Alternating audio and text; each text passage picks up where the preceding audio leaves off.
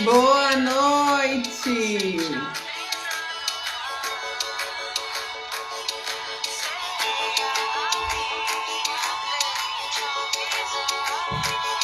Vamos lá, o Instagram tá chamando as pessoas, vamos ouvir essa música maravilhosa da Jana Linhares.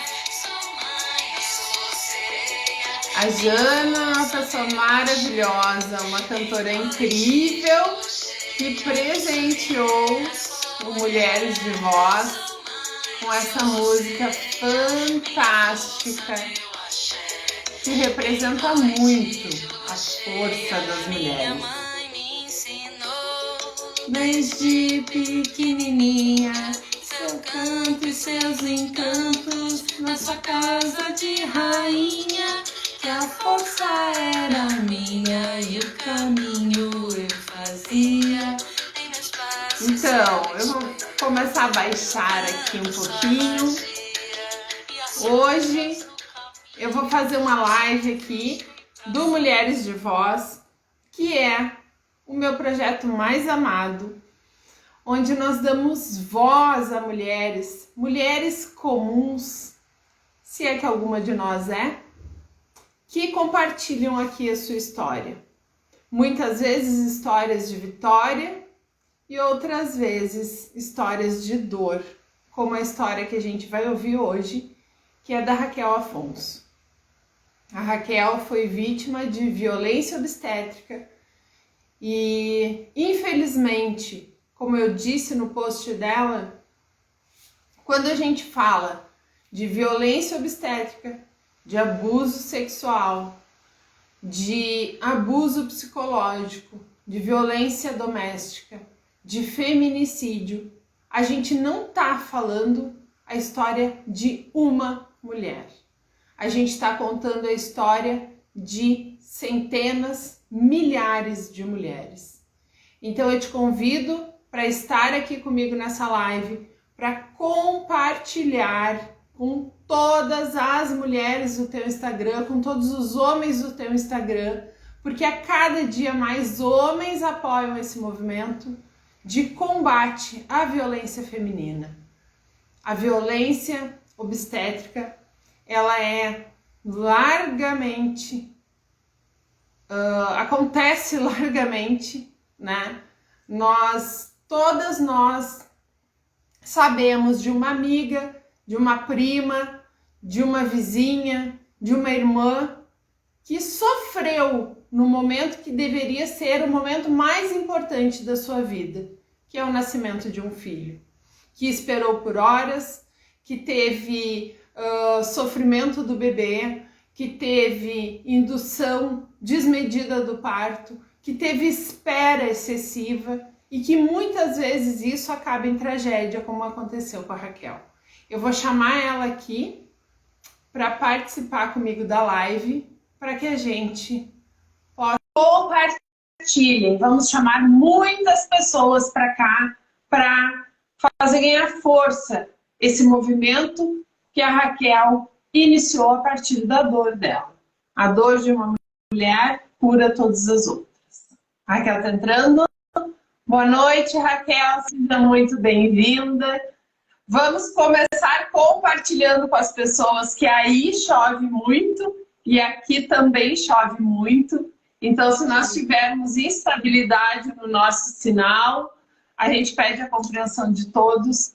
Muito obrigada por estar aqui falando conosco desse tema que é tão doloroso e que é tão recorrente. Obrigada a todos que estão aí conosco por nos auxiliarem nesse movimento. E eu vou começar o Mulheres de Voz. É a primeira vez que nós estamos nos vendo, né, Raquel? A gente conversou pelo WhatsApp, conversou aqui pelo Instagram, fazendo a pergunta que eu faço para todas as mulheres. Quem é Raquel Afonso? Primeiramente, boa noite. Meu nome é Raquel Afonso, eu tenho 39 anos e eu sou mãe de 3 filhos. Sou mãe do Marcelo, de 22 anos, do Arthur, de 11, e da Melissa, que viveu por 9 meses na minha barriga até o dia do parto. Raquel, a gente conversou um pouquinho, Aí, né? Tu me contou a tua história e ser mãe é o sonho mais precioso daquelas mulheres que sonham com isso, né? Porque a gente tem que respeitar aquelas que também não veem na maternidade a sua realização de vida, mas nós que vemos, a gente sabe o quanto todo esse processo, né, do momento que a gente tem o resultado até o parto e o resto da nossa vida, o quanto isso é importante, quanto isso é valioso. Pelo que tu me disse, foram 3 experiências diferentes, mas de uma forma semelhante em alguns aspectos, porque nos 3 partos tu sofreu em algum grau a violência obstétrica. E eu só vou arrumar um pouquinho agora sim. Porque o que eu percebo, né? Eu, nas minhas 2 gestações, eu considero que correu tudo dentro da normalidade, né? No parto também, embora no parto do meu 2º filho eu tenha sentido muita dor no momento do corte para a cesariana, né? A sensação que eu tinha é que a anestesia ela não tinha tido o efeito, não sei se o efeito esperado, se não tinha tido efeito nenhum, senti muita dor, mas né, eu posso dizer que foi tudo bem sucedido, porque os 2 estão aqui comigo.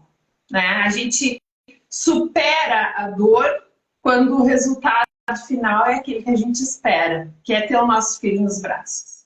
Eu vou pedir que tu fale da tua primeira experiência, até porque nós temos meninas muito jovens aqui nos vendo, e a tua história pode mostrar para elas também, né, esse primeiro momento, né, na nossa juventude, de coisas que acontecem, às vezes, fora do nosso planejado. sim, a minha primeira gestação, eu engravidei com 16 anos e eu tive ele com 17, né? A gravidez, para mim, no meu ver, ocorreu tudo bem. Eu tive pré-eclâmpsia, a minha pressão subiu muito, mas eu não sentia nada. Não sei se é porque eu era muito jovem, né? Eu sentia a barriga crescer, né? O bebê mexer. Eu engordei muito, engordei 30 quilos na gravidez, na primeira gestação, e eu fiquei muito inchada. Só que todos os meus pré-natais, enfim, todo o acompanhamento do pré-natal, como eu era de menor e eu ia com a minha mãe, ela que ficava a par de toda a situação, né? Eu não sabia, eu não estava a par dos riscos, de tudo que envolve realmente uma gravidez. Eu não ficava muito a par disso. Fiz todo o acompanhamento direitinho. Fiquei uma semana antes internada, por causa da pré-eclâmpsia. Para mim estava tudo bem. E foi feita a cesárea por conta disso, né? Só que o que eu digo sobre a violência obstétrica, né? Já começou com essa parte de me isentar do que estava acontecendo, dos riscos, tudo. Mesmo por eu ser nova, né? Eu poderia estar por dentro de todo o assunto. E começou também que a médica estourou a minha bolsa. Eu não sei se precisaria, né? Que eu saiba, não. Porque como eu iria fazer uma cesárea, não precisava estourar a minha bolsa. E foi uma sensação horrível, né? Na hora que ela estourou, eu vomitei. Então, eu passei muito mal. Eu acabei ficando 2 horas em trabalho de parto, esperando ela fazer outro parto para poder me socorrer ali. Porque no meio do meu atendimento, aconteceu uma outra intercorrência do quarto vizinho, da menina também menor de idade, que o bebê dela estava nascendo de 7 meses e ela teve que correr para socorrer a moça. Então ela me deixou aguardando Eu fui para a sala de cirurgia depois e fiquei sozinha nessa sala de cirurgia. Só ficou eu e os médicos, não deixaram minha mãe, ninguém me acompanhar. E eu não sabia o que estava acontecendo.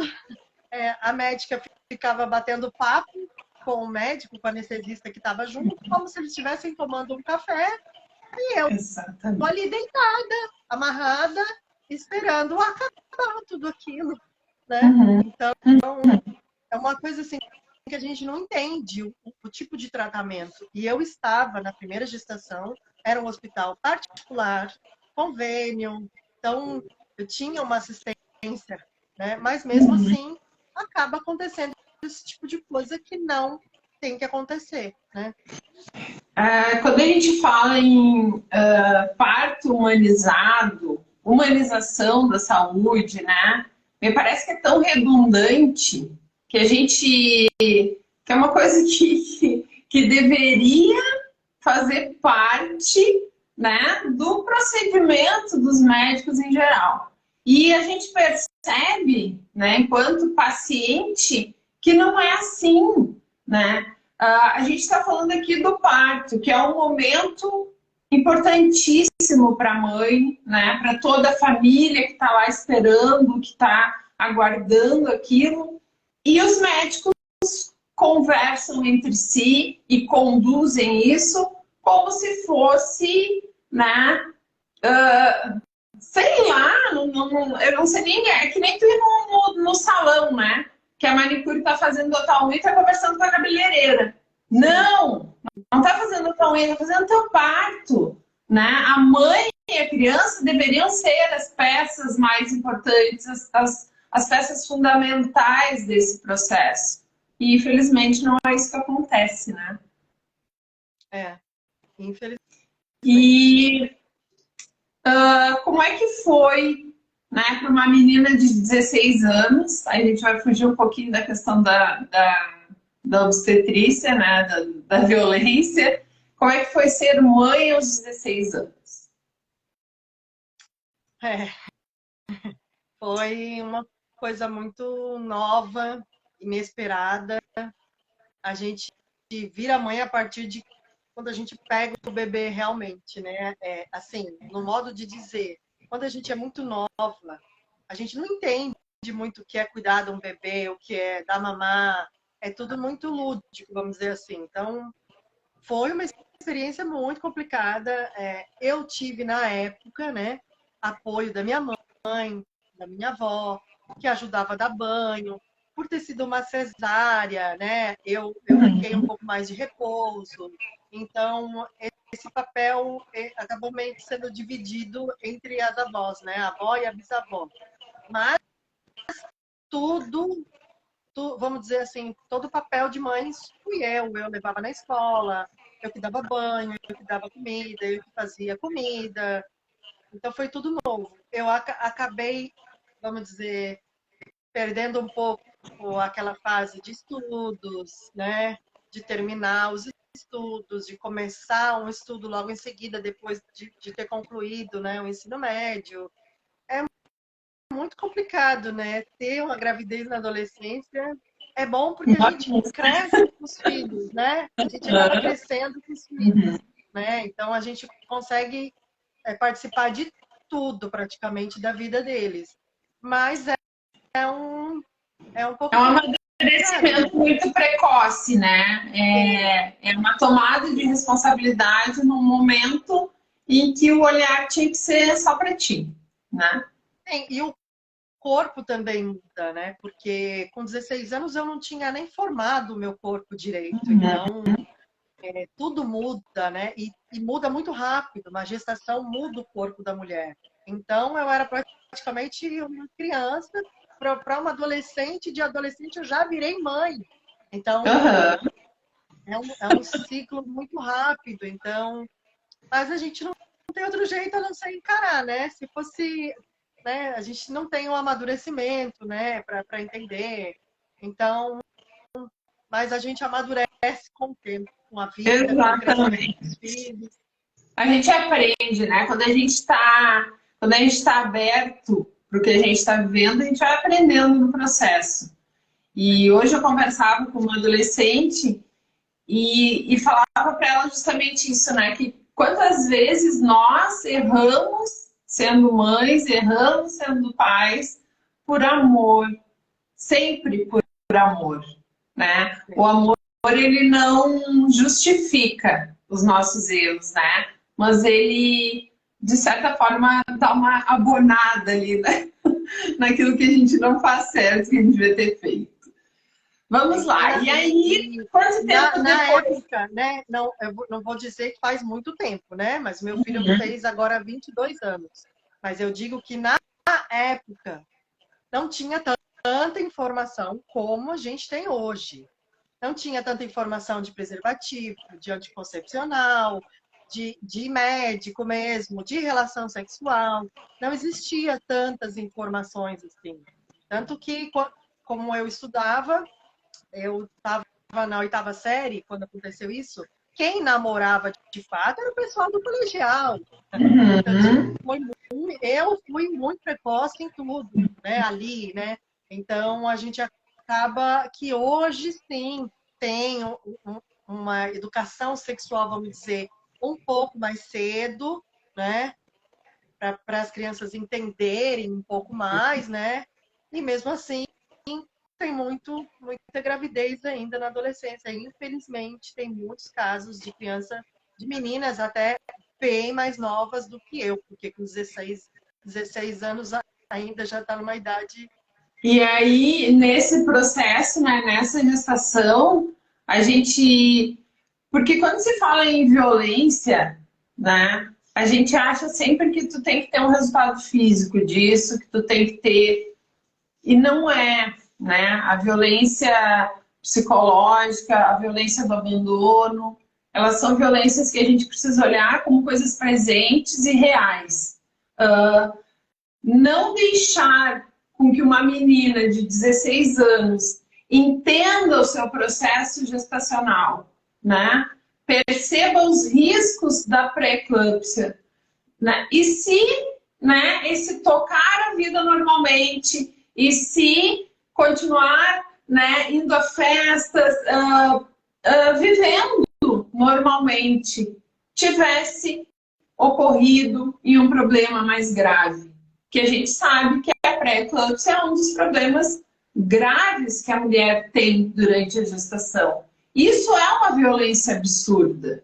Talvez se tu tivesse acompanhado, né, entendido tudo que acontecia contigo durante a gestação, o pós-gestação também tivesse sido diferente. O parto tivesse sido diferente. Sim. Sim, porque a gente é muito imaturo para entender tudo que está acontecendo, né? E não é fácil colocar um filho no mundo, a chegada de um filho na nossa vida não é fácil. A gente tem que criar muita responsabilidade depois disso. Eu tive o meu primeiro. Fora tudo que envolve, né? A adolescência mesmo, os preconceitos de tudo que envolve a adolescência, até o pai da criança também, né? Que não é a adolescente não faz sozinho. Então, tem muitas questões aí, né? Para ser trabalhado também. Eu tive meu primeiro filho com 27 anos. E eu lembro que ele deitado no bercinho do lado da minha cama, dormindo, assim, nos primeiros dias, eu olhava e eu chorava compulsivamente. E aí o meu marido dizia, né, o que está acontecendo? E eu dizia, meu Deus, se eu não alimentar, ele morre. Se eu não der banho, ele morre. Tem um ser humano aqui que depende de mim para tudo. E quando a gente fala em gravidez, em ter filhos, né? As pessoas trazem só o lado maravilhoso disso. Ah, amamentar é maravilhoso, é delicioso, mas dói muito. Tem né? o lado bom e o lado ruim de tudo. Né? Às vezes parece que o teu seio vai se desmanchar, que o bico vai cair. E ninguém fala disso. Na primeira gestação, eu não tinha nem seio, né? Então, como encheu de leite, aquilo evoluiu de um jeito absurdo. E eu cheguei a ter mastite. Uhum. Mastite é uma inflamação por rachadura no bico do seio. E a minha médica falava, o único jeito da mastite curar é ele mamar. E ele mamava, parecia que ele estava me sugando a alma, eu chorava. E saía um Uhum. pouco de sangue. E quando ele regurgitava, né, voltava até aquele sangue. E ela falava, é assim mesmo, mãe. É assim que vai melhorar. E eu falava, ai, meu Deus, é tudo isso. Então envolve um monte de coisa. É o maravilhoso da mamar. Eu amava ver ele mamando, mas tem todas essas coisas que ninguém fala, né? Que são, Exatamente. são as coisas não ruins, mas é as coisas que acontecem também. Não são só flores, né? É, nada. Né? Quanto tempo depois tu teve teu segundo filho? Esse filho foi planejado? Como é que aconteceu essa gestação? Então, nenhum dos três foram planejados. Eu sempre me cuidei, né? E a não ser o primeiro, né? Que eu praticamente nem sabia direito o que estava acontecendo ali, né? E ele veio 10 anos depois. Eu já estava com 27, quando veio meu segundo. E também foi uma gestação, ao contrário, né? Foi muito tranquila. Eu engordei apenas 15 quilos. Não tive pressão alta, não tive diabetes gestacional. Eu não tive absolutamente nenhuma intercorrência na gestação. Achava que era uma menina. Do primeiro eu achava que era um menino. Da segunda eu achava que era uma menina. Quando fiz o ultrassom que deu que era menino, eu chorei uma semana. E aí depois, como eu tinha as roupinhas do primeiro guardado ainda, eu falei, não, ele vai usar também, né? Um outro menino, eu já estou acostumada, né? Já sei como é que eu vou cuidar, tudo. Mas, assim, todas as minhas gestações, meu único medo sempre foi acontecer alguma coisa assim, no sentido de nascer com alguma deficiência, né? Com uma surdez, um lábio leporino, uma síndrome de Down, coisas que a gente conhece e sabe que pode acontecer. Mas tem muitas coisas que ninguém fala, né? Muitas outras coisas. Mas do resto, eu nunca imaginei, juro para você, que poderia ser que um bebê morresse na sala de parto. Nunca Uhum. pensou pela minha cabeça, né? Uhum. Nem assim, morrer na barriga, nunca passou pela minha cabeça. Fui levando a gestação, né? Direitinho. Acabei mudando de cidade, né? Comecei a acompanhar com outro médico, mesmo assim, o acompanhamento do pré-natal. Essa segunda gestação já foi acompanhado pelo SUS, não foi Uhum. particular, mas tive todo o acompanhamento. E aconteceu que a bolsa estourou em casa, diferente do primeiro. A bolsa estourou em casa, eu levantei para ir no banheiro, levantei, eu senti uma água descer assim. Falei, aconteceu alguma coisa, é a bolsa.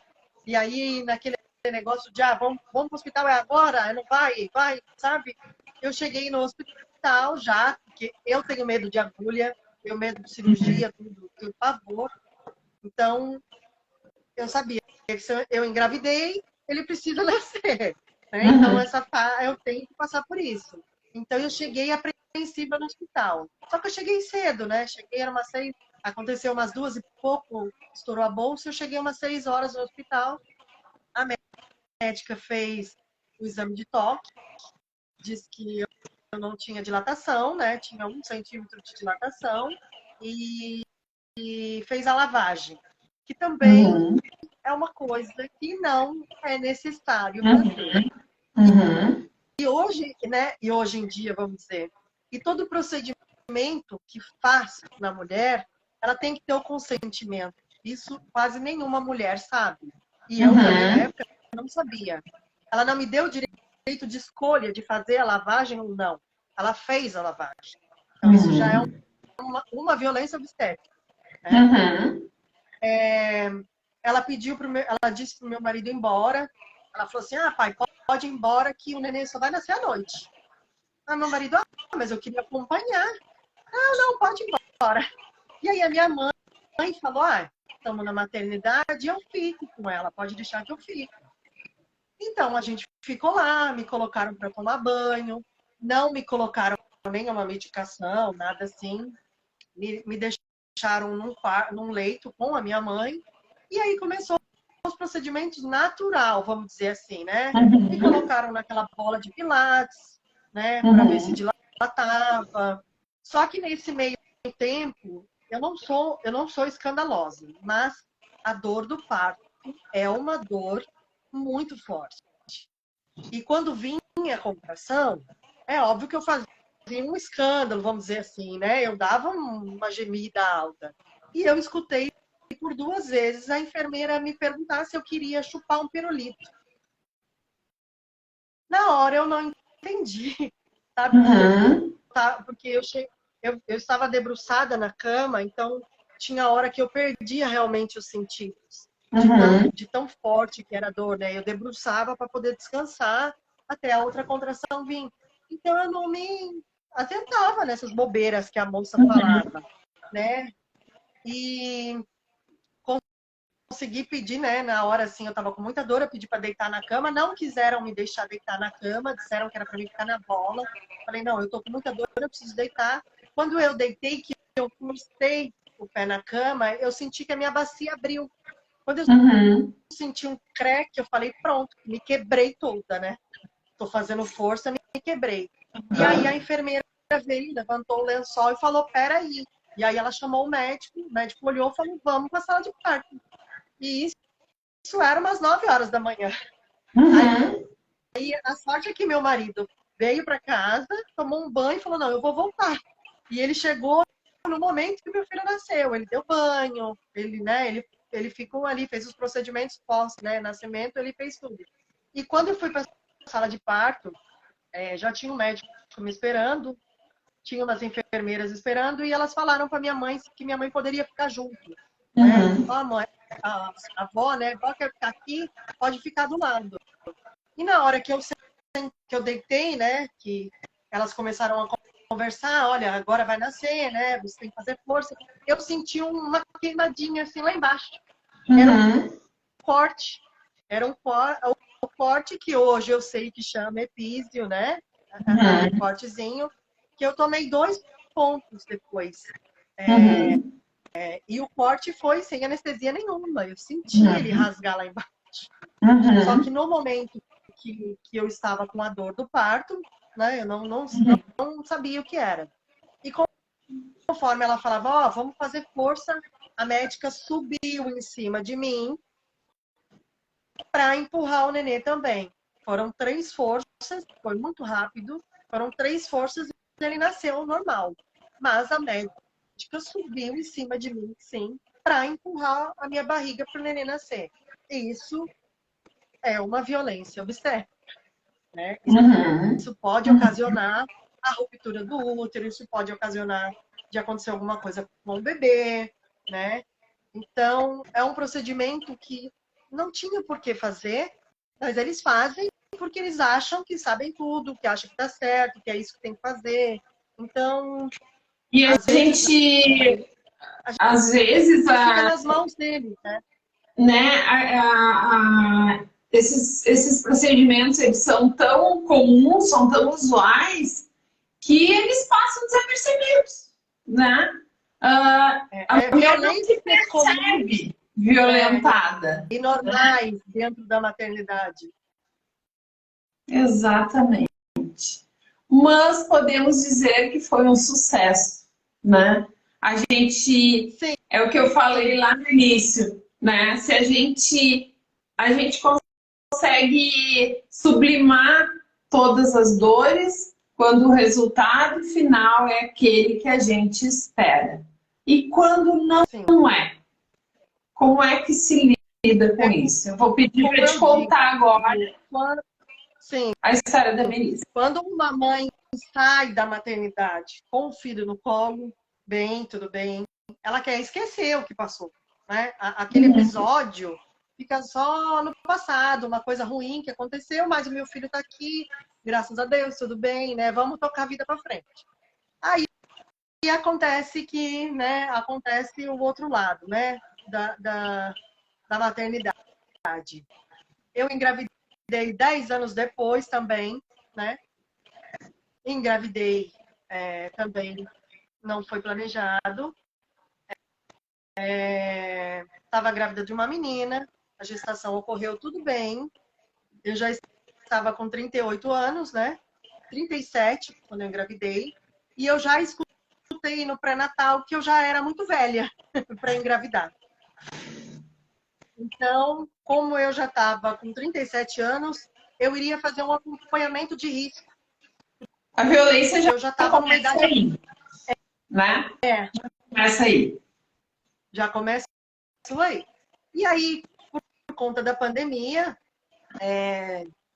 foi bem complicado os atendimentos, né? A marcação dos exames, né, foram bem complicados. Apesar que ocorreu tudo bem na gestação, eu estava tendo um acompanhamento com o médico, como é que fala? De alto risco, pela primeira gestação que foi que eu tive pré-eclâmpsia. Mas eu já achei estranho, porque a segunda gestação eu não tive esse acompanhamento todo. Mas eu sei que com a pandemia era muito melhor eu passar com ele, porque o atendimento dele era melhor do que no postinho, né? Então, e ele pedia todos os exames, ele acompanhava. Ele falava para mim, ela vai nascer muito grande, a sua menina vai nascer bem maior do que os meninos, então a gente vai acompanhando. E ocorreu tudo bem, né? A não ser algumas coisas na gravidez, que o médico precisava de um ultrassom com Doppler para verificar a placenta direitinho. E esse ultrassom foi pedido com quase 27 semanas, ele saiu com 39 semanas. Nossa. Eu ligava várias vezes para a regulação da prefeitura diretamente para pedir que o exame fosse feito logo antes da menina nascer, porque eu estava numa gestação e a moça da regulação me dizia que a gravidez não era prioridade em tempos de pandemia. Eu acho que é importante a gente dizer aqui, Raquel, de que cidade nós estamos falando e de que hospital nós estamos falando. Sim, eu moro em Florianópolis, Santa Catarina, e eu fiz o atendimento todo pelo SUS, né? Acompanhei todo pelo SUS, pela prefeitura, né? E o hospital que eu fui foi o Hospital Universitário HU. Então, foi lá que eu tive o parto, né? Porque quando a gente faz o acompanhamento pelo SUS, você não tem um lugar específico. Você vai lá, né? Então, de ideia ali, né? Onde tiver exposto. Então, a DPP, né? A data prevista do parto era 19 de agosto. Eu estaria completando 40 semanas ali. E nessas 40 semanas ela não veio, né? Então, eu fui no hospital naquele dia, né? E a médica falou, olha, vamos esperar até 41, tá tudo bem com você, o colo do útero tá fechadinho, vamos esperar mais uma semana. Quando fizer 41, você volta no hospital para fazer o acompanhamento. Só que eu fui no domingo, acabei indo até no domingo, né? Eu fui no domingo, que é toda quarta-feira, né? Essa gestação foi diferente porque eu contava as semanas. Coisa que nos meninos eu não fazia, né? Então, como a gente tem mais informação hoje de quantas semanas a gente está, de como está a evolução do bebê, eu acompanhei mais de perto. Então, na quarta-feira fez 40 semanas, no domingo eu fui até o hospital, na maternidade que eu ganhei meu filho, e ela falou, olha, você está de 1 centímetro já, então vamos esperar, mas está tudo bem. Voltei para casa, na quarta-feira fazia 41 semanas, aí eu fui nesse outro hospital, que é um hospital universitário, e ele tem a ala da maternidade. Eu não conhecia até então eu fui para esse hospital. Chegou lá, eu fiquei horas esperando, né? Resumidamente, para contar. Eu cheguei às 11, fui atendida só às 2h30 da tarde, sem comer, sem água, sem lanche, sem nada. Não deixaram o meu marido entrar. Existe a lei do acompanhante, mas eles não deixaram o meu marido entrar, disseram que foi por conta da pandemia, mas em tempo algum eu tive uma assistência ali dentro. Eu passei pelo médico, estava tudo bem comigo, estava tudo bem com ela, só que eu já estava de 3 centímetros de dilatação, eu estava só com desconforto, porque ela era muito grande, eu estava muito grande, né, a barriga, e o hospital estava uma bagunça, eu não conhecia o hospital ali direito, né? Então eu falei, eu quero ir embora. E aí o médico residente que me atendeu falou, olha, então eu vou te encaminhar para você ir embora, qualquer coisa você volta à noite, né? Ou você volta amanhã cedo você vem e a gente vê, né? O que a gente vai fazer. O outro médico disse que não. O outro médico falou, não, ela vai ficar. E a gente coloca ela em qualquer quarto. Nessa hora eu já falei, pronto, então eu vou ficar. Se eu for embora, pode acontecer alguma coisa. Eu fiquei com medo, né? Eu estava dentro de um hospital. Então eu estava confiando que tudo ia dar certo. Eu comecei os procedimentos da indução. Por eu ter uma cesárea, e mesmo depois ter um parto normal, por eu ter uma cesárea, a minha indução só seria feita por sonda. Apenas por sonda. Não poderia ser medicação e nem via vaginal. Teria que ser apenas por sonda. A médica até me explicou, a médica da outra maternidade tinha me explicado que eu poderia ficar até 36 horas com essa sonda, caso o trabalho de parto não evoluísse, que eu iria para uma cesárea. Tudo bem. Nesse hospital, ele tentou colocar essa sonda apenas 2 vezes, não conseguiu, e falou, então a gente vai para o soro. Me fez assinar um monte de papel, que para mim eram os papéis da internação, porque como eu estava sozinha ali, meu marido não estava dentro do hospital, eu teria que ter um registro, né, dentro do hospital. Eu estou no hospital. Então eu assinei e tal. Você vai pro leito. Eu já fui só de camisola, as roupas tudo num saco plástico, meus documentos, tudo. Tentei mostrar todos os meus documentos para ele, todos os exames do pré-natal. Perguntei se ele queria fazer um ultrassom para saber realmente se ela estava, né, de cabecinha para baixo lá, né? E ele não disse que não era necessário. Então esse soro para mim era um soro que eu ia ficar hidratada. Vamos lá, vou ficar hidratada. Eu estava sem comer até aquela hora. Esse soro eu fui para o leito umas 4h30. Às 6 horas eles colocaram essa medicação e o trabalho de parto começou intenso. A dilatação começou intenso, o trabalho de parto começou intenso e a indução em si é 10 vezes maior a dor do parto. Então é uma dor absurda. Às 8 horas da noite, a médica veio, fez o exame de toque, disse que tinha 5 centímetros já, eu já estava com sangramento, e aí eles deixaram meu marido entrar, porque eu estava completamente sozinha na sala. Deixaram meu marido entrar, só que me encaminharam primeiro para um banho e me mandaram para a sala de parto. Nesse banho, elas falaram, você tem que ficar aí de 40 a 1 hora, 40 minutos a 1 hora. Só que eu estava com muita dor. Eu não conseguia ficar embaixo do chuveiro. Então eu pedi para sair e pedi para deitar. Quando meu marido chegou na sala, a enfermeira empurrou ele. E eu ia pedir para ele me ajudar a deitar na maca, né? Eu estava molhada, nenhuma enfermeira me encostava, nem me ajudaram a me secar, nada. Então eu queria sentar na maca. Eu estava muito grande, meu medo era cair, escorregar. E a enfermeira empurrou ele da sala e falou, olha, vai fazer os papéis da internação. E eu falei, mas eu já fiz os papéis da internação. E ela fechou a porta e saiu pela outra. Eu falei, tá acontecendo alguma coisa errada, né? Eu tô em trabalho de parto e eu tô sozinha. Quando eu deitei e me acomodei, eu senti que a bolsa estourou. Só que quando eu senti um líquido vazar, eu senti uma dor muito forte do meu lado esquerdo. Era como se alguém tivesse me chutado, uma bola estourando assim na minha barriga. E nesse momento foi o momento que o meu útero rompeu. Meu Pela alta dose de medicação que eles colocaram na indução. Eles administraram ocitocina no soro, né, para o trabalho de parto acontecer muito rápido. Eu não sei por que quiseram induzir naquele momento, né?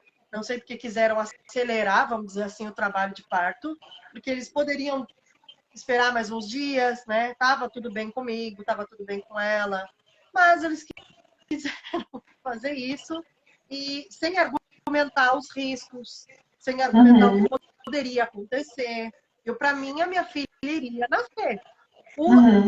A dor do parto eu já conhecia, né? O que eu estava achando estranho era nenhuma enfermeira ficar do meu lado. Ninguém me dá a assistência que eu precisava, porque só eu estava em trabalho de parto naquela hora, sabe? E nisso eu fiquei das 9 da noite até a meia-noite com o meu útero rompido na sala de parto, sozinha com o meu marido, sem acompanhamento, sem monitoramento de ninguém do hospital. A enfermeira apenas entrou algumas vezes para pedir para mim fazer algumas posições até. Ela pediu para mim sentar num banquinho que estava no chão, assim, com um pano esticado. E eu não conseguia sentar, né? Eu tentei levantar da cama, tentei sentar e eu falei, tá, mas e se a minha filha nascer, né? Só que eu não conseguia segurar, né? Eu não conseguia dar volta na minha barriga. Ela falava, se nascer e cair no chão, melhor. Eu falei, não, tem alguma coisa errada. Se ela nascer e cair no chão, ela morre. Então, eu não vou ficar aqui, eu vou pra cama, eu vou deitar na cama. E ela falava, se você não quer colaborar, você vai sofrer mais. Eu falei, como eu não quero colaborar? Eu estou em trabalho de parto, como que eu não quero colaborar? Eu preciso que ela nasça, né? Ela tem que nascer. E ela simplesmente fechou a porta de onde eu estava e falou lá, né? Eu escutei ela falar, essa daí vai dar trabalho. E eu não estava fazendo nada. E se Aí, tivesse? resumidamente, né? E se tivesse? E se tivesse gritando, se estivesse chorando, se estivesse pedindo ajuda, ainda é um direito de quem está ali. Sim, sim. Que o meu excesso, né, fosse apenas uma bobagem, que, né, que não fosse nada realmente aquela dor que eu estaria sentindo, que fosse uma frescura, uma coisa exagerada minha, mas não era. Não era. E eu estava dentro de um hospital.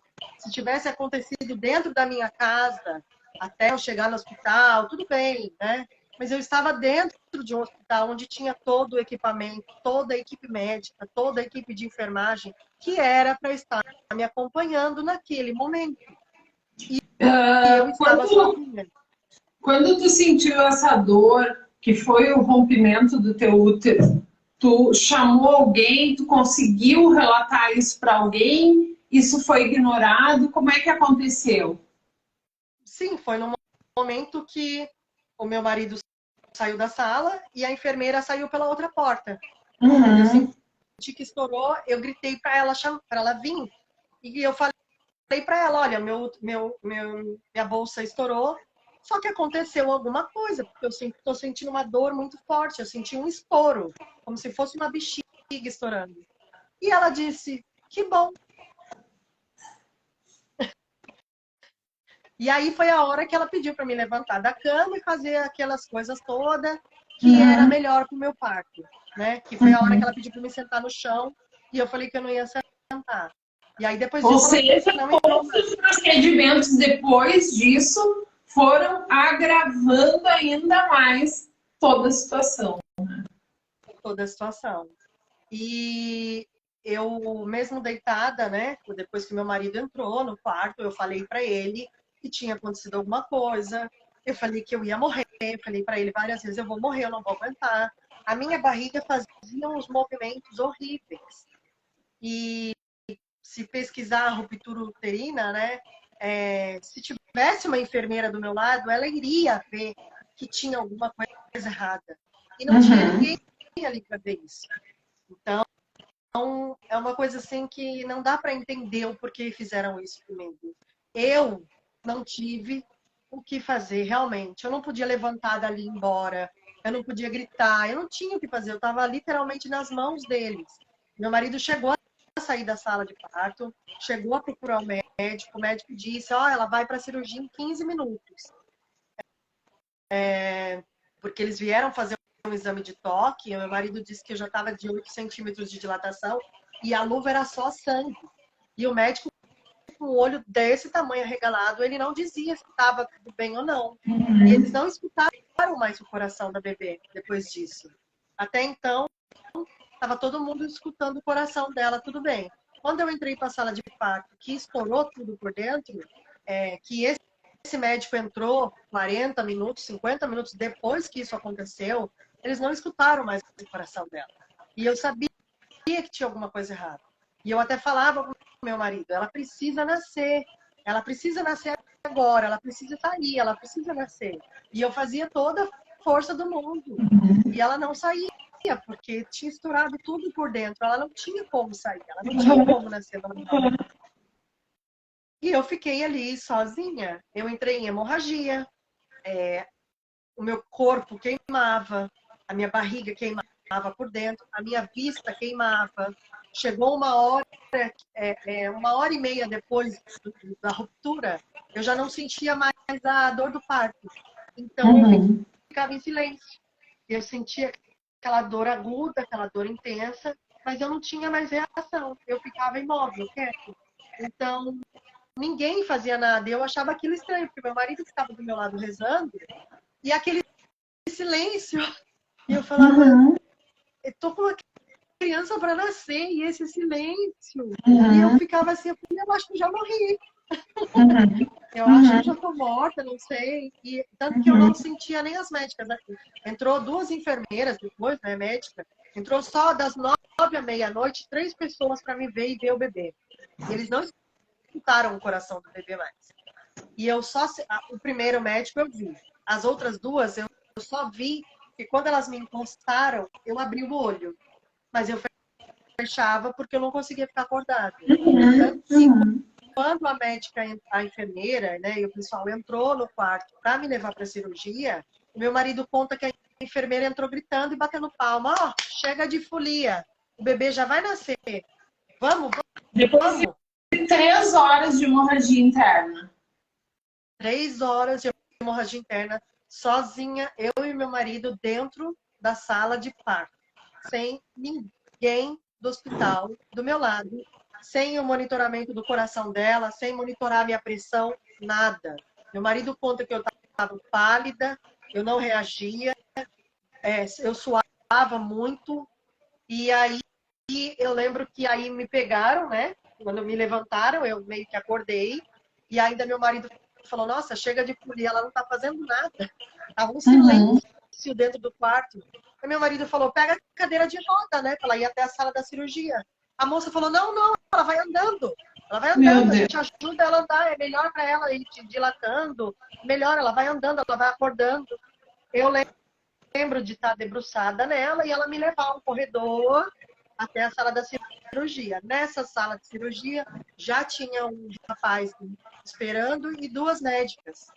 E aí, quando eu entrei, ela me sentou, essa enfermeira ficou na minha frente e eu escutei a médica falar, nossa, mas como ela tá ruim, o que aconteceu? E aí a enfermeira que estava na minha frente, né, aquela enfermeira, falou assim, não sei, ela estava boa até agora. Nossa. Ela estava bem, eu acho que eu vou te interromper um pouquinho, Raquel.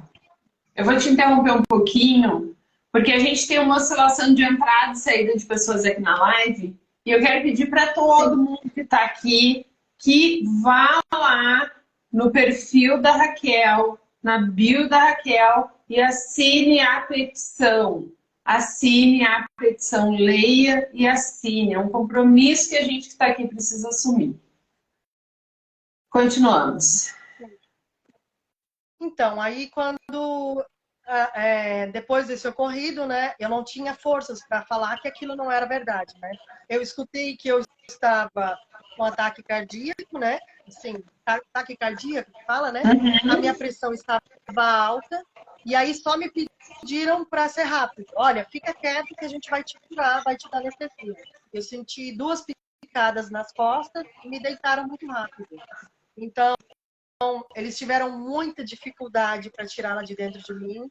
No meu Instagram tem a ilustração do que é uma ruptura uterina.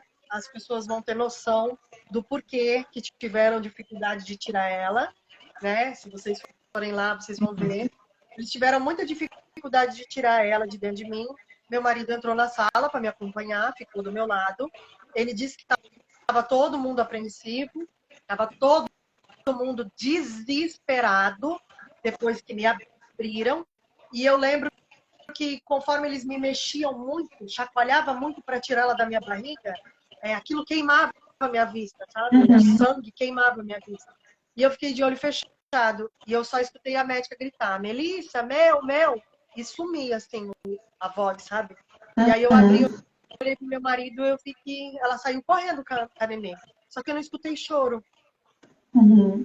E aí eu já fiquei, né? E eu olhei pro meu marido já estava abalado até, né? Porque ele nunca tinha passado por tudo isso. E aí, deu uns minutos, eu perguntava se estava tudo bem, né? E aí, ele saiu da sala, demorou um pouco para voltar. Depois que me anestesiaram, né? Que anestesiaram para fazer a cirurgia, eu meio que consegui acordar um pouco, né? Eu não sei se deram adrenalina também, porque eu estava realmente apagada. Eu consegui acordar um pouco, então eu perguntava para ele se estava tudo bem. Ninguém me respondia. Quando meu marido chegou do meu lado, ele falou para mim, olha, ela não resistiu. E aí eu não entendi. Como ela não resistiu? Né?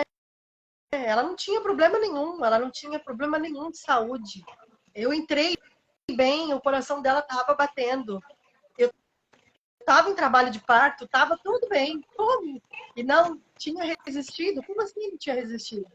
E eu não conseguia entender. E na hora eu só vi que meu marido fazia assim e olhava para cima, que era onde o médico estava. E o meu marido conta que ele falou que ia me apagar.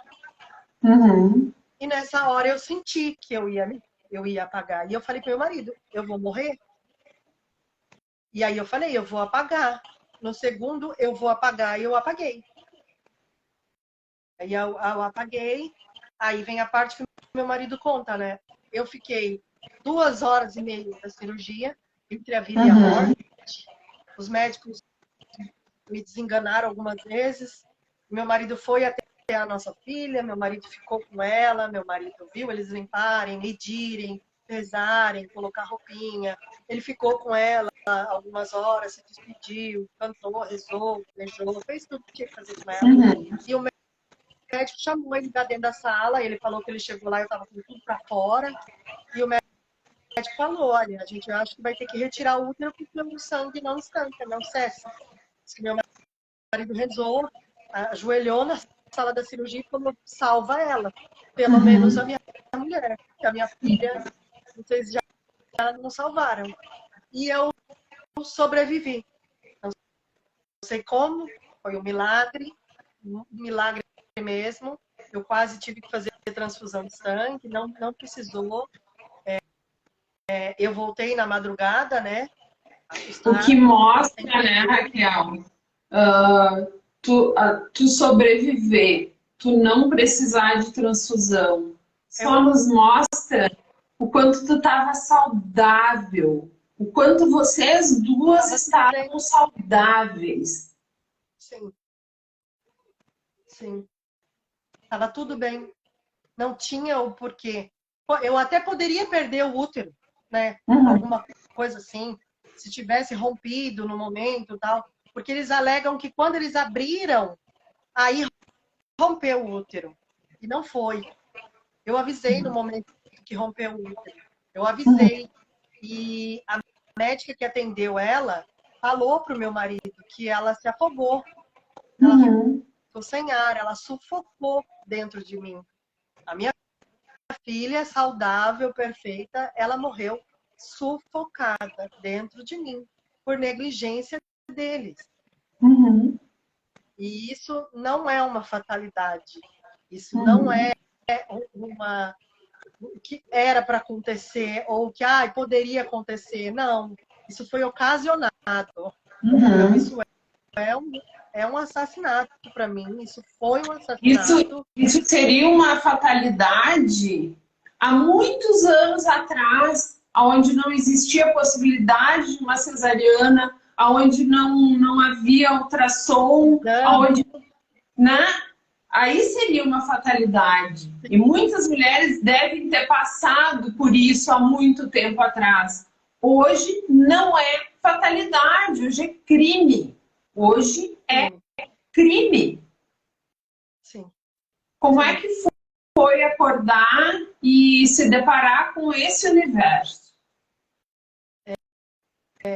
Quando eu acordei bem, eu não acreditava que aquilo era real ainda, que aquilo tinha acontecido, né? Uhum. Eu simplesmente acordei com a médica me perguntando se eu estava sentindo dor. E no momento que eu balancei a cabeça, porque eu já não tinha mais reação de falar, eu disse que sim, e ela me falou, olha, você teve uma complicação no parto, a criança não resistiu e a gente teve que retirar o seu útero. Simples assim. Uhum. Apenas isso, e ela saiu. Eu não entendi nada, não entendi o porquê. Que complicação foi essa? Nada. Por que teve que tirar o meu útero? O que aconteceu com o meu útero? O que aconteceu com a minha filha? Nada. Ninguém me explicou nada. Nada. Só falaram que eu precisava ver a menina porque eu precisava me despedir. Mas ninguém chegou em mim ou no meu marido e sentou e explicou, olha, precisa desse processo de despedida, né? Ela precisa ver, conhecer a criança. Eu, para mim, depois que a médica me falou, eu tirei o útero. Então, para mim, ela estava machucada, ela estava roxa, né? Meu marido ainda chegou para falar para mim, falou, você quer ver ela? E eu falei, eu fiz assim que não, sabe? Falei, como é que eu vou ver ela? Ela está morta. Eu não estava entendendo o que estava acontecendo, sabe? E eu comecei a negar também. Eu falei, não, eu não quero ver. Só que ninguém deu um tempo para mim pensar. E o que eu achei estranho foi, a primeira cesárea que eu tive, eu não sei hoje, né? A primeira cesárea que eu tive, meus 2 filhos nasceram no mesmo horário, nasceram às 9h45 da manhã, os dois. Um de cesárea e o outro 10 anos depois, normal, nasceu no mesmo horário. Então, do primeiro que foi cesárea, eu só levantei da cama no outro dia. Eu tinha a cirurgia foi à meia-noite. Eu fiquei 2h30 na cirurgia. Eu tinha acordado da cirurgia, a cirurgia tinha acontecido há 3 horas, mais ou menos. Eu estava em risco ainda. Eu poderia ter outra hemorragia. Eu estava toda costurada por dentro, sem o útero. As enfermeiras me levaram para tomar banho. As enfermeiras, eu acho que elas não tinham o que fazer, elas entraram no quarto e falaram assim, vamos mãe, agora você precisa tomar um banho. E eu falei, então eu tô suja, tô fedendo, né? Eu não conseguia falar, eu não conseguia ter reação. E depois de tudo, o que eu ia fazer? Eu não tinha o que fazer, eu só acatava o que eles estavam falando. Eu fui andando novamente, toda costurada, o corredor inteiro. Quando eu entrei no banheiro, eu só escutei ela falar, volta! Abriu, a minha barriga abriu, e aquele sangue jorrava. E eu tive que voltar andando com aquele rastro de sangue, sabe? Meu Deus. No meio da minha perna. E eu falei, nossa, eu tô morrendo, agora estourou tudo, né? Então eu deitei de novo, elas apavoradas, veio uma outra enfermeira, né? Fez o outro curativo, e aí eu falei, não, eu não vou nem me mexer mais, não vou me mexer daqui, não vou mais fazer nada, o que elas estão me pedindo, não vou fazer nada. E hoje eu sei que acho que elas queriam me matar realmente. Como é que a pessoa me levanta para tomar um banho aquela hora? Não tinha, né? E aí, não me prepararam direito. Eu sei que entrava todo mundo na sala e falava, é ela, é ela, é ela.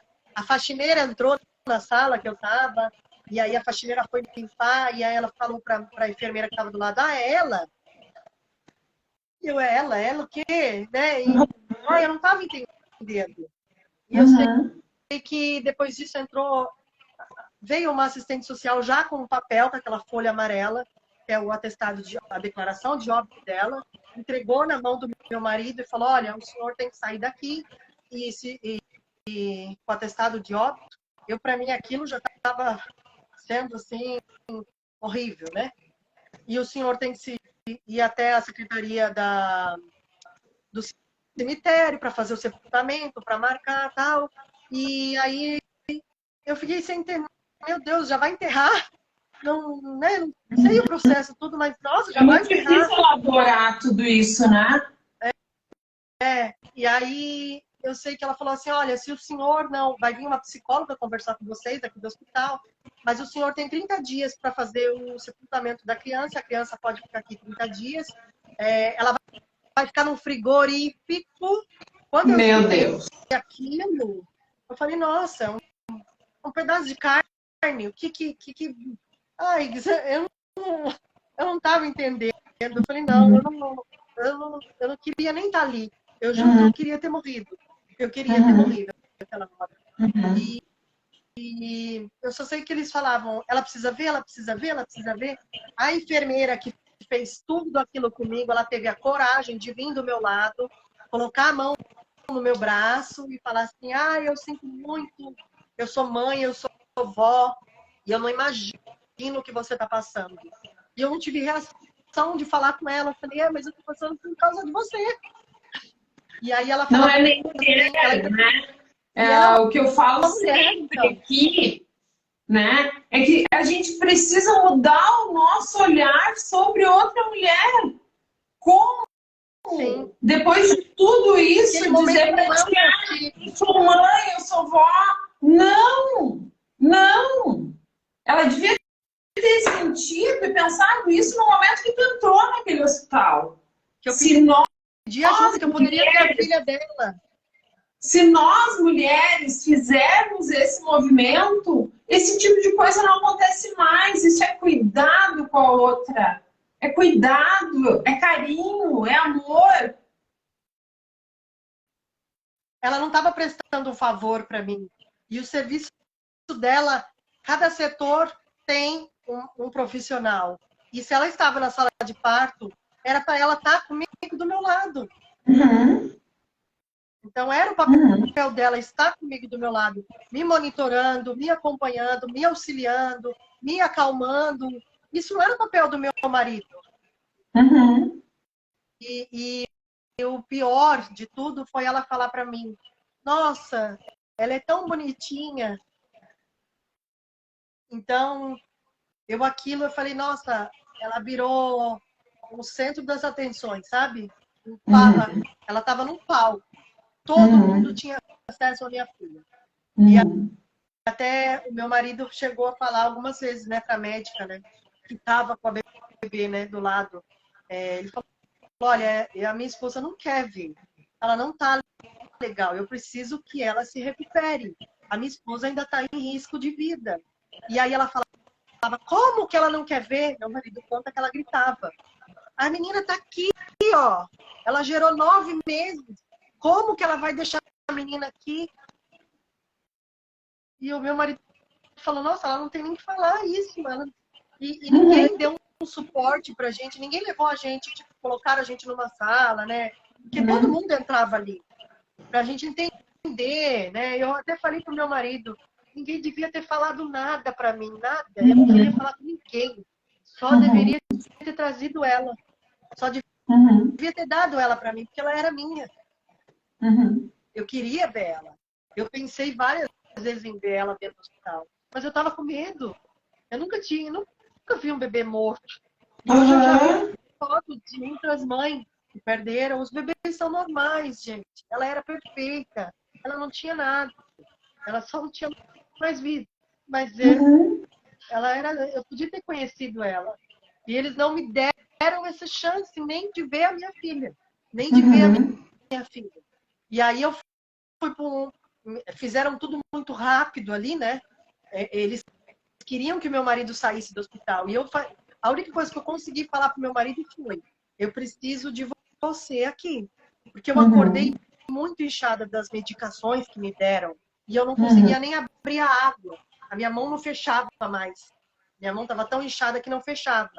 E aí o meu marido tinha que me levar no banheiro, abaixar minha calcinha, me limpar, me dar água na boca, me dar comida na boca. Coisa que era papel delas fazer. E elas não faziam. Então, se meu marido saísse do hospital, quem ia fazer isso para mim? Ninguém. Então, isso foi tudo um absurdo. E aí me levaram para um quarto que eu já não era mais mãe ali. pelo menos tiveram a decência de não me colocar perto de outras mães com outros bebês que acontecem com mulheres que perdem as crianças ainda ficar com outras mães, né? Eu era ali a mulher que tinha sido né, que tinha feito esterectomia, tinha feito a retirada do útero. Apenas isso. Ninguém falava da minha filha, ninguém citava mais a minha filha. Minha filha tinha virado assim uma ilusão dentro do hospital. E o papel que colocaram o meu nome, colocaram o nome dela, apagaram de liquid paper o nome dela, como se ela não tivesse existido realmente. Então, quando eu vi aquele papel, aí que eu não entendi mesmo. Eu falei, não, eu acho que eu estava louca, eu não estava grávida, eu acho, não. Eu não sei, eu não sabia o que pensar, eu não falava mais. Eu não consigo imaginar como é que se lida com esse tipo de situação. Eu não posso te dizer que eu consigo me colocar no teu lugar, porque eu não consigo me colocar no teu lugar. A gente não vai para o hospital ter um parto, ganhar um nenê, para sair de lá com um bebê que não tem vida. Mutilada. E muito menos mutilada, né? Porque além de te tirarem a filha, te tiram a possibilidade de buscar esse sonho de novo, né?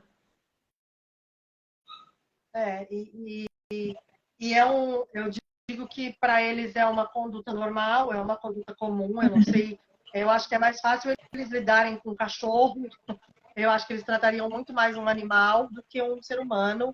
Eu não estou acostumado com esse tipo de coisa, eu acho.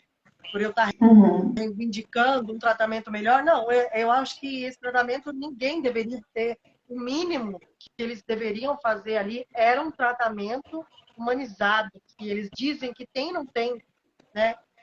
Eles só dizem que tem, mas não tem. Eles não têm nem a compaixão de tratar o outro bem, de se colocar no lugar da outra pessoa, de estar ali dando um apoio. Nem isso eles tiveram a capacidade de fazer comigo. Então foi um absurdo. A única coisa que eu consegui falar foi na alta. Você tá de alta, você vai embora. E aí eu perguntei para a médica, eu consegui falar e perguntei para a médica. Eu falei, e agora? Eu vou embora. Mas e agora? E minha barriga? Minha filha? Ela só falou para mim, você não vai menstruar mais. Só. Nossa. E agora você não menstrua mais. Pronto, acabou. Você vai embora e pronto. E aí eu saí de lá, sem o útero, sem a minha filha. Para mim, desconsolada, eu não queria nem sair do hospital. Por mim, eu já tinha morrido ali mesmo.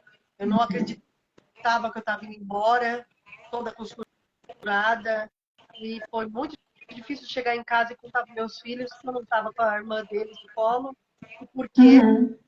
Porque eu preparei eles para receber uma irmã perfeita, saudável. Ela tinha 3,660 kg, era uma bebê grande, era uma bebê perfeita, saudável. E meus filhos nasceram pequenininhos.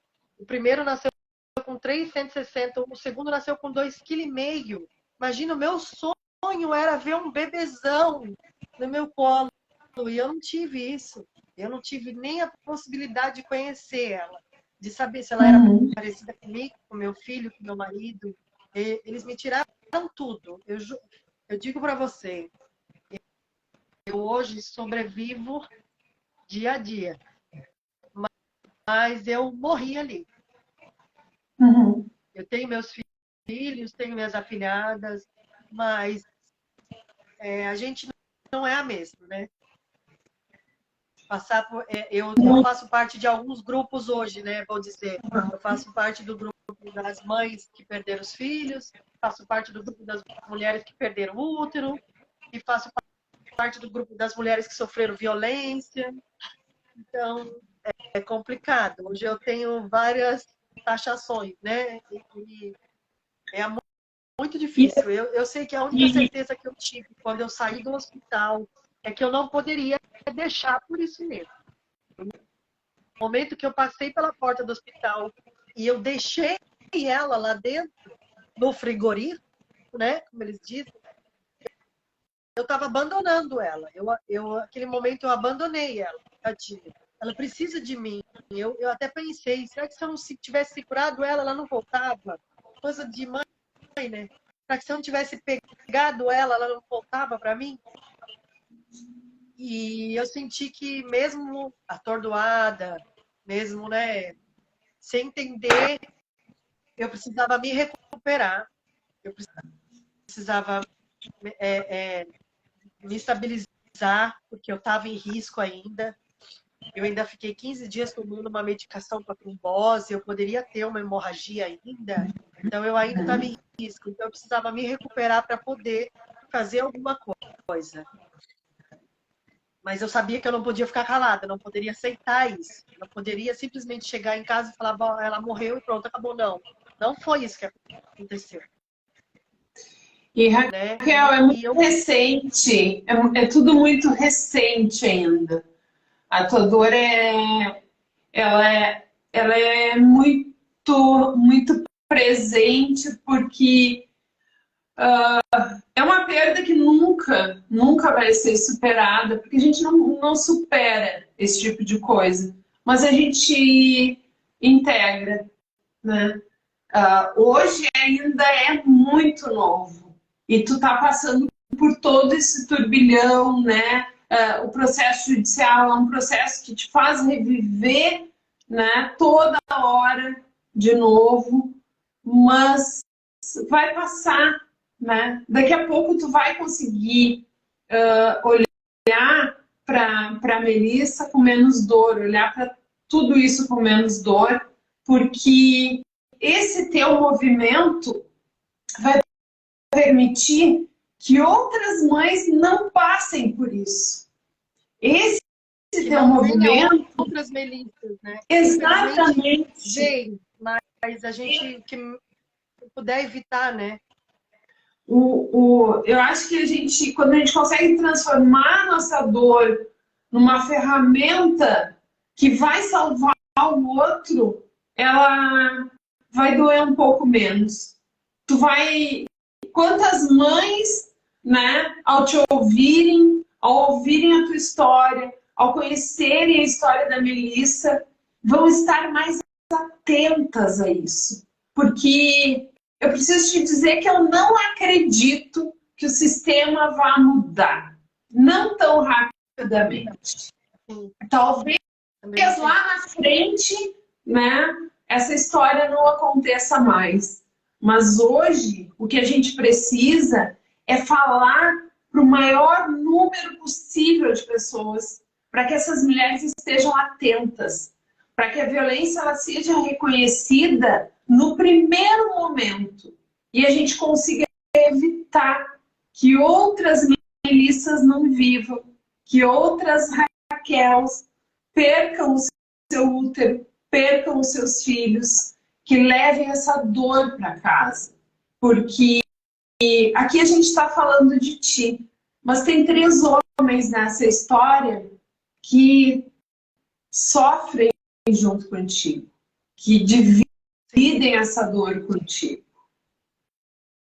Né? São coisas que afetam toda a família. É toda a família. Não é só eles também em casa, é toda a família. Meus sobrinhos, meus tios, primos, avós, todo mundo sente, né? Não tem como não sentir. E que esse movimento mude também o tratamento dos próprios enfermeiros e médicos. Mesmo que não mude 100%, mas o pouco do cuidado que eles, né, que eles tenham ali na hora, já vai valer. E que não só a mulher que esteja em trabalho de parto consiga reconhecer a violência, mas o acompanhante dela. Porque eu sabia que estava acontecendo alguma coisa de errado. Só que eu não tinha força para fazer alguma coisa. Eu não tinha o que fazer. Então, a gente fica, né, vulnerável nessa hora. Já escutei muita gente falar, mas eu quebrava tudo, eu metia o pé, eu fazia isso. Não tem como. Não. Até porque quando a gente é vítima de algo tão grave, é difícil acreditar que aquilo está acontecendo, né? É difícil acreditar durante o processo, é difícil acreditar depois, e deve ser difícil ainda para ti, quando tu conta essa história, acreditar que tu foi a protagonista disso.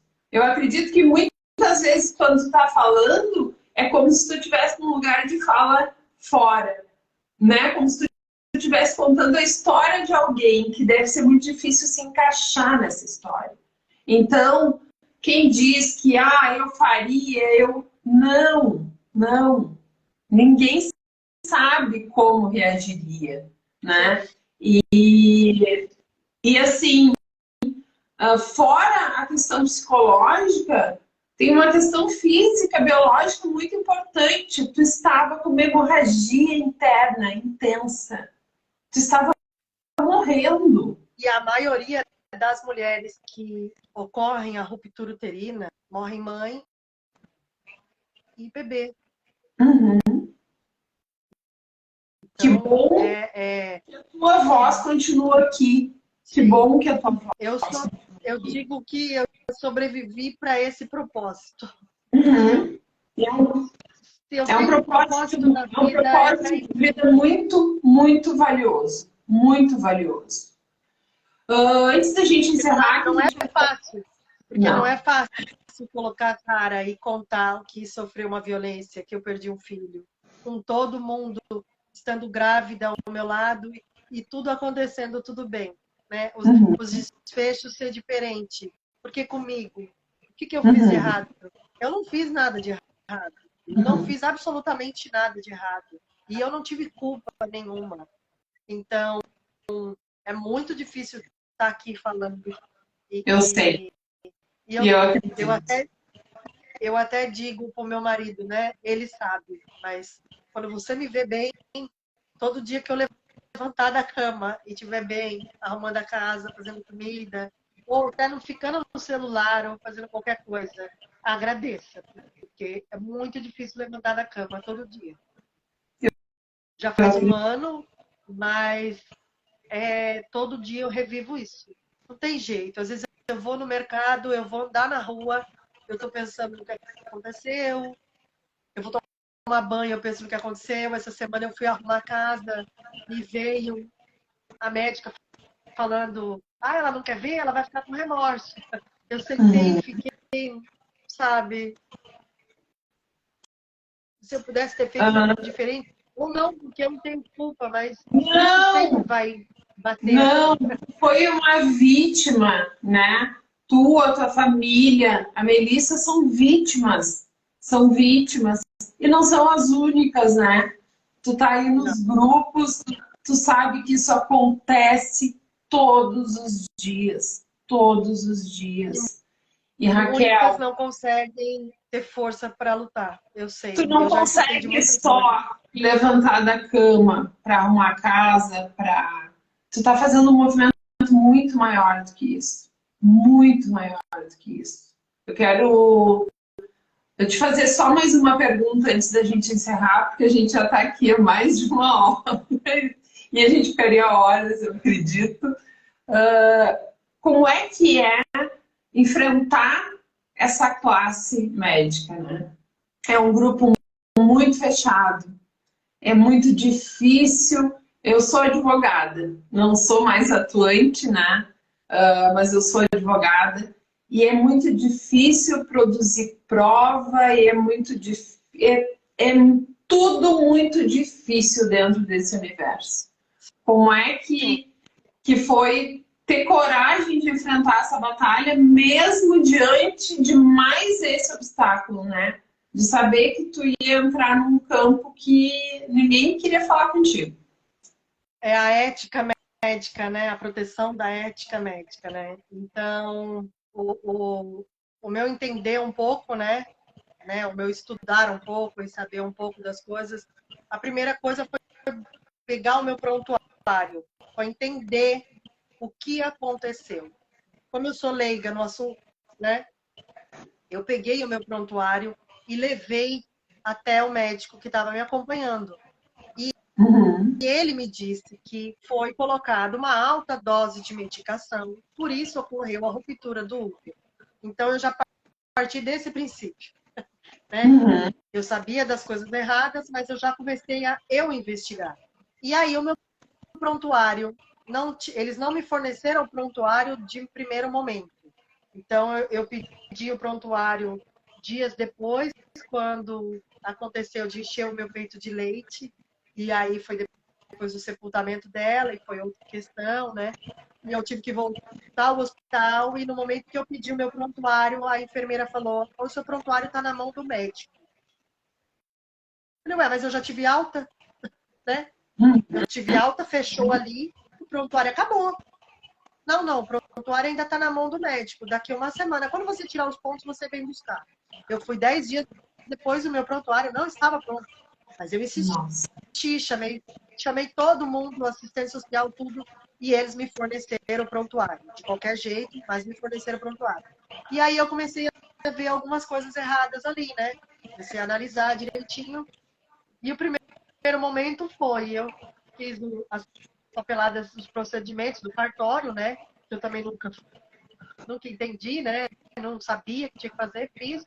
E aí o meu entender foi, se eu tiver que provar alguma coisa que aconteceu com ela, porque não fizeram autópsia, né? A causa da morte foi apenas o que viram ali, né?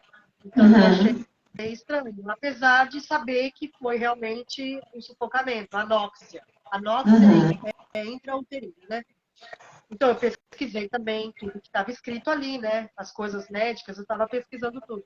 Então, eu entendi que se eu precisasse fazer alguma coisa, eu teria que exumar o corpo dela. Então, eu fui até a delegacia. Na delegacia, eu sentei com uma policial, expliquei para ela, e ela falou, senta que é assassinato isso. Eu já peguei o caso como o seu, só que o pai veio aqui porque a mãe tinha morrido junto com o filho. E aí a gente fez esse boletim de ocorrência e eu fui para a perícia. Quando eu cheguei na perícia, o médico da perícia falou: você não tem nada para me mostrar. Não posso. O que eu vou te analisar? Você só tem um corte de cesárea. Então eu quero o seu prontuário. E aí eu falei: tá, mas o prontuário está manipulado, né? Então não vai dar em nada. Mas não. Então tá bom, então eu vou fornecer o prontuário, tá aqui. Aí eu peguei e cheguei na delegada e falei, olha, eu quero sentar com você e quero que você entenda o que está acontecendo. Aí eu comecei a explicar. Eu entrei tantas horas, eu tenho a mensagem que eu mandei pro meu marido no meu WhatsApp nessa hora. Então, eu comecei a encaixar provas e entender o que estava acontecendo. Colocaram que eu tive desproporção pélvica, por isso que fizeram a cesárea. Como é que chegaram nessa conclusão se não me encostaram? Se não colocaram a mão em mim, se não estavam me acompanhando. Então, foi a minha palavra contra deles, com as evidências científicas, né? Porque quando engloba médico, essas coisas assim, tem as evidências também, os estudos, né? E aí eu vi que eu precisava de uma advogada e consegui uma advogada especializada em violência obstétrica. E aí ela conseguiu, né, conduzir também melhor a situação diante da delegada, diante do que eu estava falando, dos fatos. Então, eu forneci os meus exames, o pré-natal, para provar que estava tudo bem comigo, que estava tudo bem com ela, entendeu? Eu consegui fornecer todos os tipos de provas. Essa é fundamental, né? Eu mesma liguei no 80 para fazer a denúncia. Eu fiz a denúncia dentro do hospital. Eles nem ligaram. Eles só disseram que iam. O rapaz que estava na denúncia falou: eu vou ver o que aconteceu. Só que o hospital tem prêmios de melhor maternidade de Santa Catarina. Falei, que bom. Só que aconteceu, né? Então tem que ser visto. E até hoje eu não tive essa resposta, nenhuma resposta do hospital sobre o que aconteceu. E no prontuário não tem uma documentação da minha filha. Não tem nenhuma documentação da minha filha. A única coisa que eu tinha dela era o atestado de óbito. Só. E no atestado de óbito está escrito que ela tinha 3,660 kg só. Eu não sei nem o tamanho da minha filha. Eu não sei. Uhum. Eu não sei se ela era branca, se ela era parda, se ela era loira, se ela não tinha cabelo, se ela tinha cabelo. Não tenho impressão digital dela. Eu não tenho nada. Eu tenho... Meu marido viu ela, meu marido acompanhou tudo. Meu marido viu eles pesarem, medirem, viu tudo. Só que essa documentação, cadê? E o hospital não dá esse parecer nem para o Ministério Público, porque o Ministério Público também entrou com uma investigação para pedir essa documentação e o hospital não se pronuncia. Então é muito complicado eu ter que provar a minha verdade, enfrentar eles. Quando eu vi o teu comentário no post do Justiça de Saia, né? Eu disse, eu preciso conversar com essa pessoa, porque essa mulher é uma mulher de muita coragem, né? A gente E são detalhes sabe que eu consigo pegar que às vezes passa muito despercebido.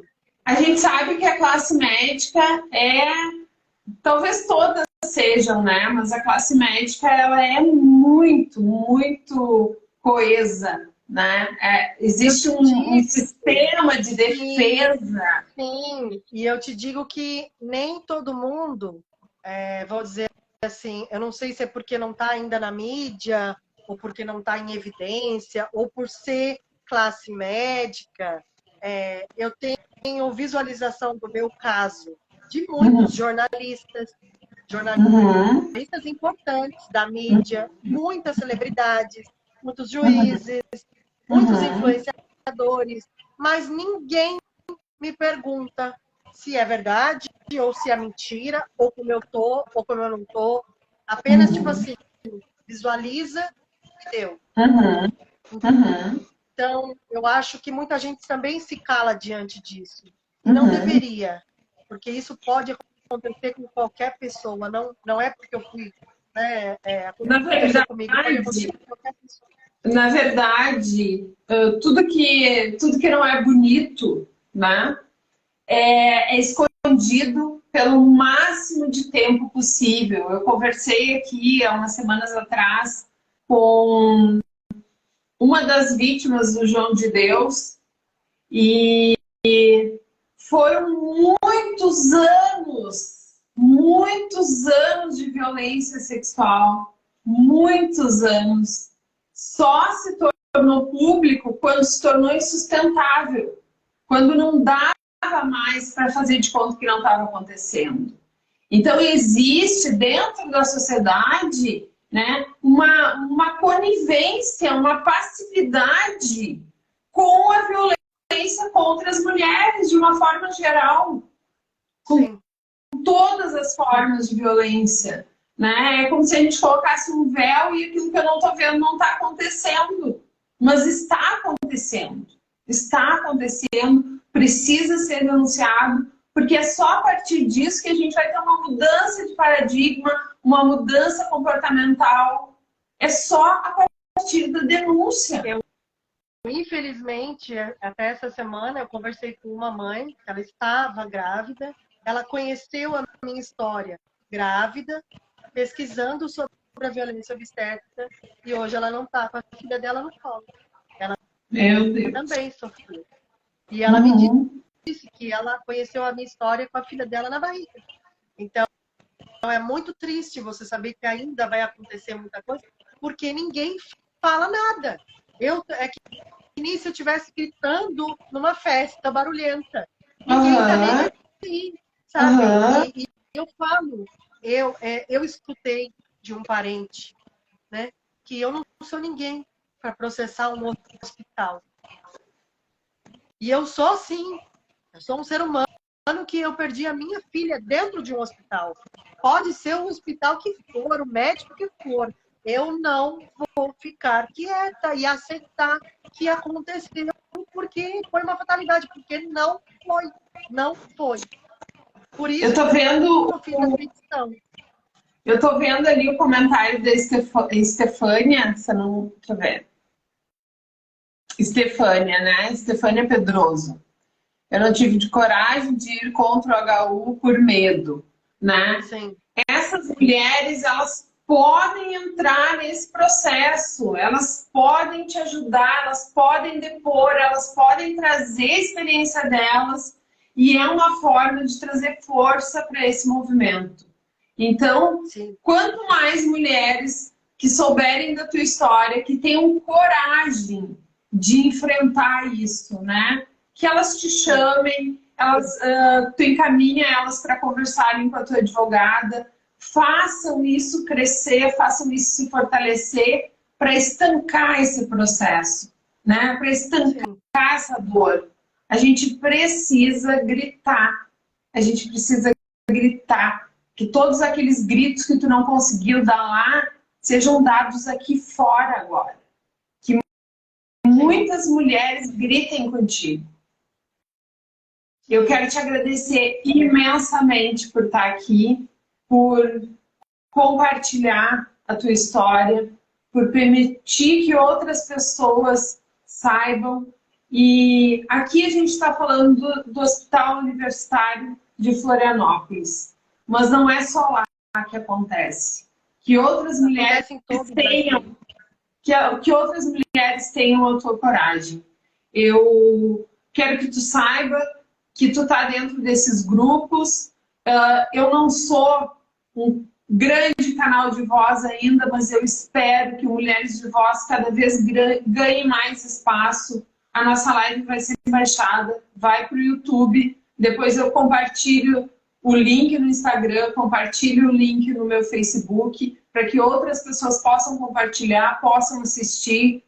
Abre essa oportunidade para as mulheres que tu conhece.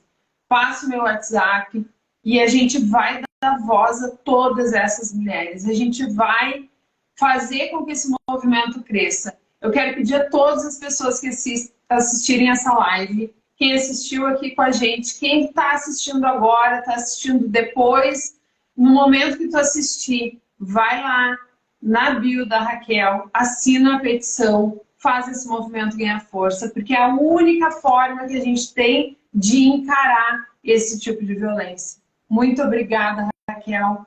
Eu que agradeço. Não consigo me pôr no teu lugar, mas eu quero saber que a tua dor está comigo. Quando uma mãe perde o filho, todas as mães sentem um pouquinho, compartilham essa dor, que talvez ela se torne um pouco menor. Independente do Mulheres de Voz, eu trabalho com mentoria para mulheres, com terapia para mulheres, e me coloco aqui à tua inteira disposição para te ajudar nesse processo, em tudo que for possível, em tudo que for necessário. Eu quero que tu saiba que tu pode contar comigo, pode me chamar, e a gente pode, de alguma forma, não sei se tu está fazendo algum acompanhamento psicológico, se alguém está te auxiliando. Eu faço parte de alguns grupos de mães de luto, que tem algumas psicólogas, e tem o acompanhamento de uma, né, que ela me acompanha há alguns meses, e ela percebeu que além do grupo, eu precisava de um acompanhamento mais particular, e ela é lá de Uberlândia, né, e ela está me fazendo bastante bem. Ainda a minha família toda não está tendo acompanhamento, meu marido, meus filhos, né, mas a gente está tentando encaminhar direitinho para poder passar o dia a dia, né? Encarar o dia a dia de frente. Eu sou terapeuta, trabalho com constelação familiar. Não sei se tu já ouviu falar a respeito, mas se em algum momento tu quiser fazer um movimento de constelação, eu quero te dar isso de presente, para que talvez tu possa olhar um pouco mais de perto para a Melissa e curar todas as dúvidas que ainda possam restar, que tu possa passar por isso de uma forma mais tranquila. Muito obrigada, que o grande Pai te abençoe, que abençoe seus filhos, que abençoe teu marido, que tu tenha cada vez mais força para levantar e para gritar. E grita bem alto. Vamos fazer barulho, e vamos mostrar que não dá para machucar as pessoas sem que nada aconteça. Muito obrigada. Obrigado. Obrigado pelo espaço. Peço que faça justiça pela minha filha. Eu coloco a hashtag sempre Justiça para Melissa. Tem bastante informação no Instagram sobre isso, sobre a petição. E é isso, eu agradeço que chega a muitas pessoas, que evite que muitas Melissas passem por isso daqui para frente. E eu agradeço a oportunidade, o apoio. Obrigada. A oportunidade é minha, tá? Me chama que a gente ainda tem uma história aí pela frente que vai ficar fora das mídias, tá bom? Obrigada. Um grande beijo. Compartilha com as mulheres dos teus grupos a nossa live. Compartilha o meu contato e todas aquelas que quiserem dar voz à dor que elas sentem para ajudar outras mulheres. A gente tem um canal aberto aqui. Deus te abençoe imensamente. Muito obrigada. Obrigada. Boa noite. Boa noite.